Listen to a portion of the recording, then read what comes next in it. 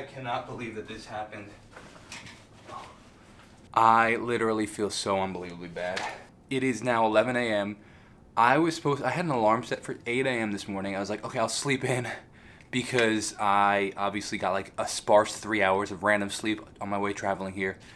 I was like, okay, I'll sleep in. I had a 9:30 appointment with a subscriber. I was gonna have breakfast with them and their family. I didn't wake up until 10:30 a.m. and the only reason I woke up is because my wife pinged my phone because she was worried about me because I told her I was getting up at 8 and then I had the meeting at 9:30. She pinged me at 10:30 being like, where are you okay? And I was like, oh my gosh, the person had waited for 45 minutes and had to leave because they couldn't wait any longer. I felt so bad, and now it's 11:10. I'm supposed to check out of the hotel at 11 a.m. I can't believe it. Good morning. I literally can't believe I overslept today. It's now like 11:15, 11:20.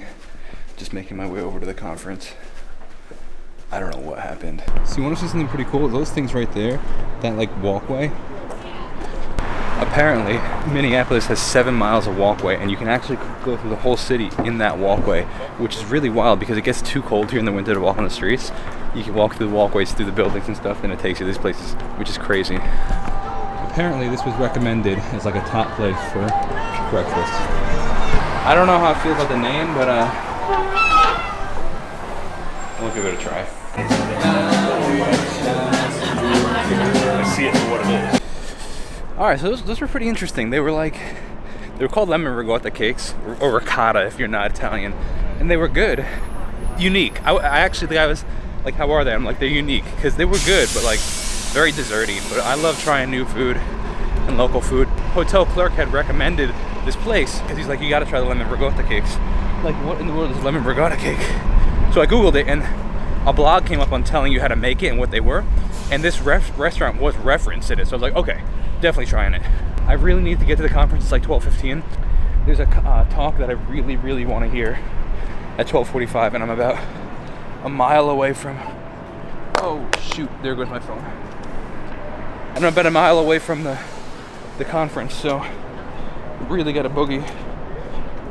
So I'm walking, but I'm actually, I think I'm gonna take one of these electric bikes that you pay for, or not electric bikes, but those like city bikes that you can pay for. I'm gonna ride my bike there because I really, really want to see this talk. All right, I gotta download the Lyft app first. Hurry, we got 15 minutes. All right, we got this guy.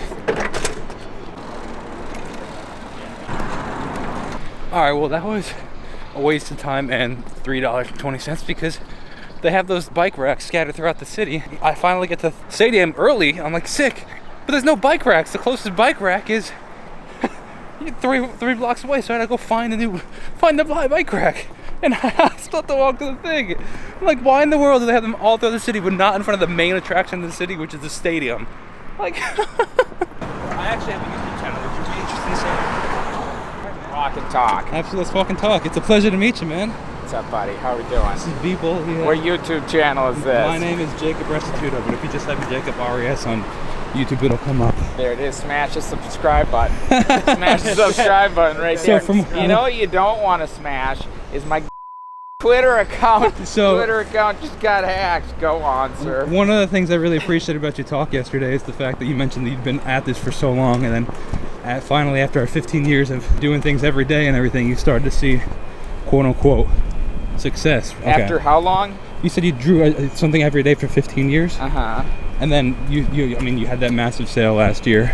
But you said after 15 years I saw success. I saw tiny little bits of success along the way. Okay. And there was quite a lot of success leading up to that sale. Yeah. And that's the thing. I think it really is just about looking at it from a longer,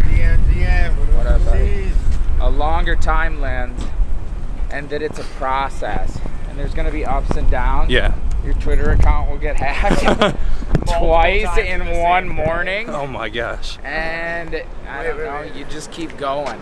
Yeah, absolutely. That's it. There it is, buddy. I appreciate it. Thank you so much. See ya. Well, isn't it funny how things work out? Here I am complaining about rushing, complaining about sleeping in, and I just had a 30-second interview with Beeple, probably one of the most famous people in this whole space. Sold an NFT last year that made international news all the news stations were talking about him. Sold something for $69 million. And here I was, just trying to run to the stadium and saw him on the side of the road. That's crazy.